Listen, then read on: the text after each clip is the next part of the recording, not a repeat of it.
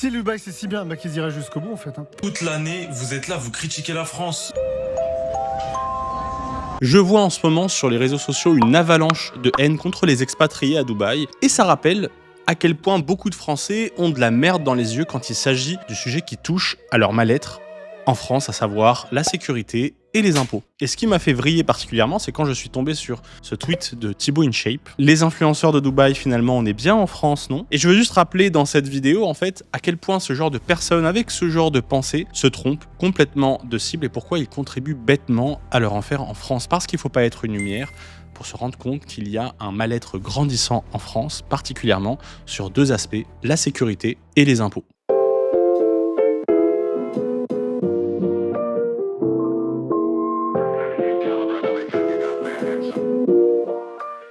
Salut à tous, je suis Émile OS, juriste en fiscalité internationale. Habituellement, j'aide les personnes dans leur expatriation, leur structuration à l'international. Mais là, on va parler différemment que d'habitude. Si vous voulez en savoir plus, vous trouverez tout en description. Bon, petit rappel des faits et petit rappel légal également, on est sur une chaîne juridique. Durant le mois de février, à plusieurs reprises, les USA et Israël ont menacé d'attaquer militairement l'Iran. Et à plusieurs reprises, l'Iran a précisé qu'en cas d'attaque, elle répondrait en ciblant toutes les bases américaines autour de son territoire. Surprise, le 28 février, les USA et Israël attaquent et bombardent l'Iran. Et surprise encore, l'Iran se défend et riposte en attaquant les bases américaines autour de son territoire. Et donc, vous l'avez vu, des drones et des missiles sont tombés sur des bases américaines, malgré les défenses aériennes qui ont été complètement dépassées. Et dans la liste, on peut citer l'Arabie Saoudite, le Bahreïn, le Qatar et même les Émirats Arabes Unis avec Dubaï. Mais malgré ça, on est quand même loin de la panique qui pourrait laisser croire que les civils sont ciblés. Pas du tout. C'est surtout des interceptions qui provoquent des chutes de débris. Mais par contre, on a quelque chose qui est beaucoup plus dangereux. C'est qu'on a un drone qui est tombé carrément sur l'aéroport de Dubaï. Donc là, tout le trafic a été complètement interrompu. Bref, je vais pas vous refaire l'information. Vous avez suffisamment de sources pour pouvoir regarder ce qui se passe. Mais c'était important de reposer les bases. Et à côté de ça, eh bien, vous avez toute une panoplie de personnes qui se réjouissent de pouvoir regarder des influenceurs en panique, en train de montrer des missiles à Dubaï, et ça leur fait plaisir. Et je me dis, mais qu'est-ce que ces personnes ont en tête? Quelle est la haine qu'ils ont dû développer en tête pour en arriver à ce genre de pensée? Parce que les discours de gens qui disent « Ah, après les gens ils reviennent pour se soigner en France, ou pour être en sécurité, ou je sais pas quoi », c'est tellement, mais alors tellement des bêtises, et il faut rétablir la vérité, hein. Ce n'est pas vrai. J'ai l'habitude de comparer les pays dans le monde, et je peux vous dire qu'au niveau de la santé, le système de santé, la France est loin d'être parmi les meilleurs. Certes, on a une très bonne médecine, on a des spécialistes très avancés dans certains domaines, mais si on parle de système de santé au sens large, il y a plein de pays qui font largement mieux que la France, et dans lesquels vous pouvez être très très bien soigné, sans pour autant lâcher un rein en termes de taxes et d'impôts. Alors oui, il y a des systèmes d'assurance santé, il y a des systèmes de couverture de sécurité sociale des pays, ça dépend, mais généralement, quand vous êtes dans un pays, eh bien, vous êtes assuré. Et ça se passe très bien. Et puis après, on a aussi l'aspect sécurité, bien sûr. Et ceux qui rigolent de ce qui se passe à Dubaï, sachez que même si un missile tombe en plein milieu de Dubaï Mall, eh bien, on reste encore très loin du nombre de morts à l'année en France. Si on compare les chiffres entre la France en 2025 et Dubaï, en France, il y a eu environ 1,5 homicides pour 1000 habitants. Eh bien, à Dubaï, c'était au minimum 3 fois moins. Et pour les délits, j'imagine même pas la différence. Alors, en France, on a plus ou moins 3,5 millions de délits, donc vol, agression, tout ça, par an. Et aux Émirats, on n'a pas de chiffres, mais je précise quand même que les Émirats sont très très souvent, même tout le temps, parmi les pays les plus sûrs du monde. Aux Émirats, à Dubaï, vous pouvez laisser votre ordinateur sur un bureau, sur une table, ou votre téléphone, vous pouvez être sûr que personne ne va le voler. Mais alors, pourquoi tant de haine? Pourquoi ces personnes ont ce genre de réaction? Eh bien, en réalité, ces personnes, c'est tout simplement des personnes qui sont jalouses et frustrées d'un mal-être qui est grandissant au niveau du confort de vie en France, qui s'empire. Frustrées de donner beaucoup d'argent pour avoir très peu de retour. Parce que c'est quand même ça le concept de l'impôt, c'est je participe pour que l'État puisse me le rendre en bien. Et ça, on l'a beaucoup perdu en France. Et quand ces personnes voient des influenceurs sur Internet ou des personnes qui vont aux Émirats en train de profiter de leur meilleure vie sans aucune taxe, eh bien on a un sentiment naturel qui est la jalousie et la frustration qui s'amplifient. Et là, je vais faire un rappel important.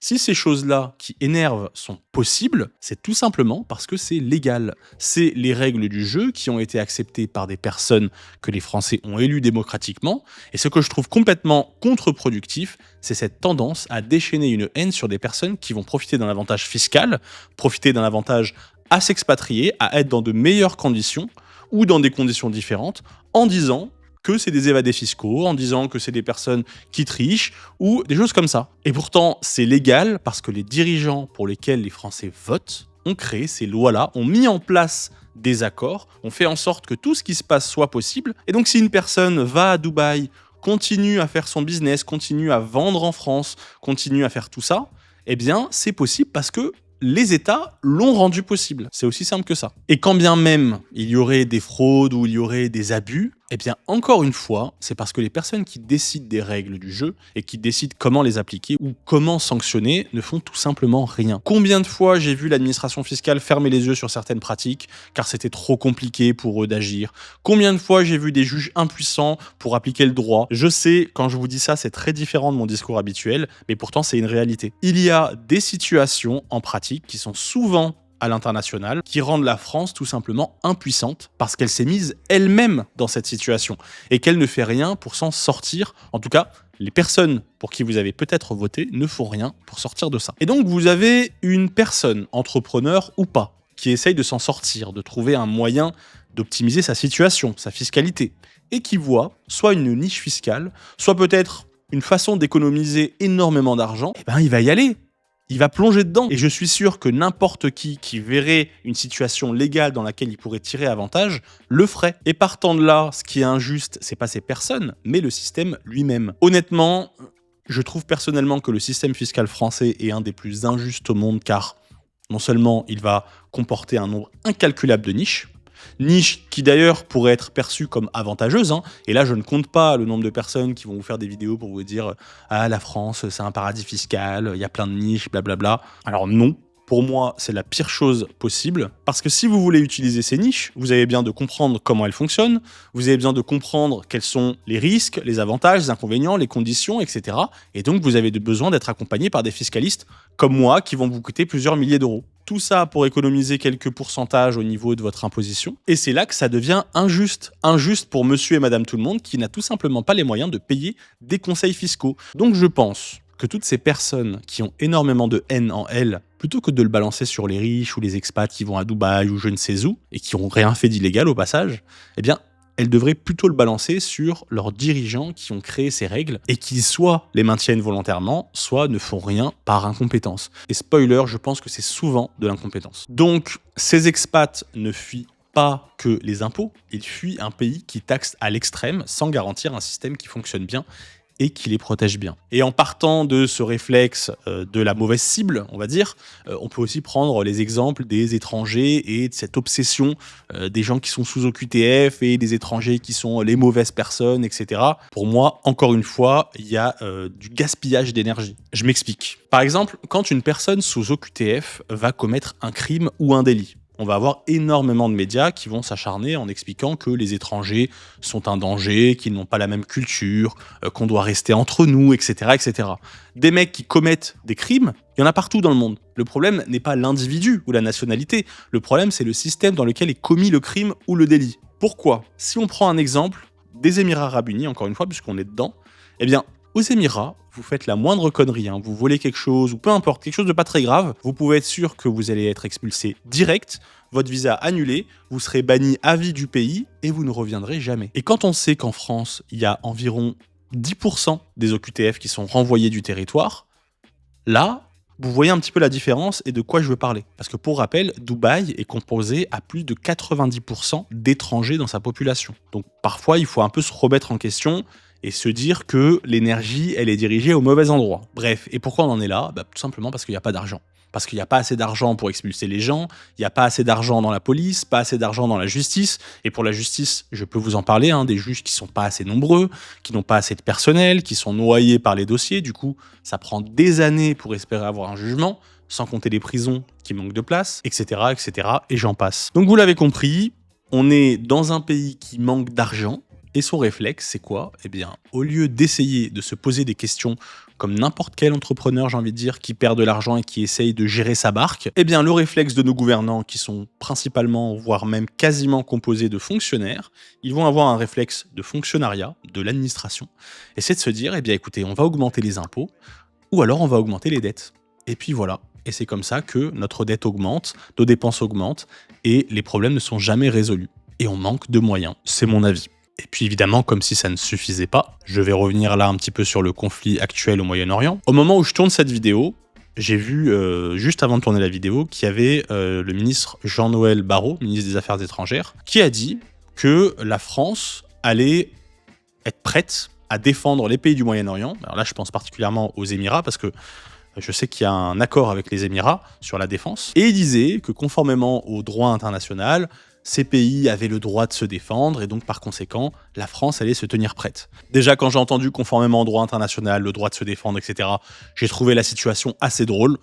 Mais bon, après, moi, j'ai pas de problème. Les Émirats, j'aime bien. Au contraire, je trouve que c'est une bonne chose qu'ils soient en partenariat avec la France. Mais ce qui m'inquiète le plus, en fait, dans tout ça, c'est que ça parte en cacahuète comme avec la Syrie. Et ça, je ne veux pour rien au monde que ça arrive encore. Parce que si ça refait comme la Syrie, eh bien on va avoir des milliers de réfugiés, on va avoir des mouvements extrémistes dans tous les sens qui vont pulluler, des terroristes potentiellement qui vont venir jusqu'à chez nous, ou des choses comme ça. Parce que je vous rappelle que parmi les justificatifs des terroristes en France, et notamment pour le Bataclan, les gars disaient « Ah bah vous venez bombarder en Syrie, eh bien on vient foutre la merde chez vous aussi. » Un truc comme ça. Et clairement, j'ai pas envie qu'on refasse les mêmes conneries à aller foutre notre nez dans un bordel pas possible pour attirer la merde chez nous. Parce que actuellement en France, on n'a pas de terrorisme iranien, on n'a pas ce genre de problème, la communauté iranienne va très bien. On peut bien sûr éventuellement discuter sur les groupes que soutient l'Iran au Liban notamment, comme par exemple aussi l'avaient fait les USA avec Al-Qaïda qui d'ailleurs s'est retourné contre eux.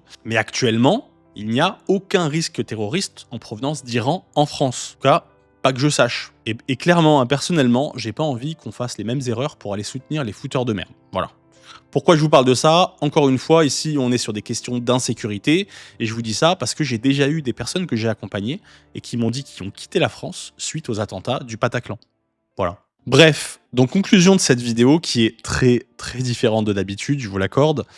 Eh bien là, je m'adresse aux Français au sens large, que ce soit des Français qui crachent sur les expatriés, que ce soit des expatriés ou d'autres curieux qui passeraient par là. Si vous voulez que notre situation en tant que Français, en tant que citoyen français lié à ce beau pays que j'adore, s'améliore, eh bien vous devriez pousser votre réflexion un petit peu plus loin et comprendre que les situations dans lesquelles on vit, les frustrations dans lesquelles on vit, sont souvent déclenchées par les règles du jeu qui ont été mises en place pour que ce soit possible. Que ce soit des règles du jeu ou alors de l'inaction, tout simplement. Donc, un influenceur, un entrepreneur qui part s'expatrier vivre à Dubaï ou ailleurs, qui le fait pour avoir une vie différente, pour pouvoir avoir moins d'impôts ou pas, peu importe, et qui puisse continuer à faire de l'argent en vendant à des Français ou en vendant en France, eh bien c'est possible parce que c'est les règles du jeu. Et si les règles du jeu ne vous plaisent pas, eh bien au lieu de déverser votre haine sur votre voisin, essayez plutôt de vous concentrer sur ceux qui font les règles. Voilà les amis, j'espère que cette vidéo vous aura plu, qui est très différente, c'est plus de la réflexion. Je suis sûr que certains d'entre vous ne seront pas d'accord avec ce que j'ai dit. Je suis curieux de vous lire et d'avoir un petit peu votre retour. Sur ce, j'espère aussi que la situation ne va pas s'empirer, notamment pour les personnes qui sont expatriées dans les pays du Golfe. Et on se retrouve dans une prochaine vidéo. Pensez aussi à rejoindre, si vous voulez, la communauté Expat Entrepreneur, c'est gratuit, c'est classé par pays, donc vous pouvez échanger, avoir des retours d'expérience, des choses comme ça, vous trouverez le lien en description. Allez, ciao!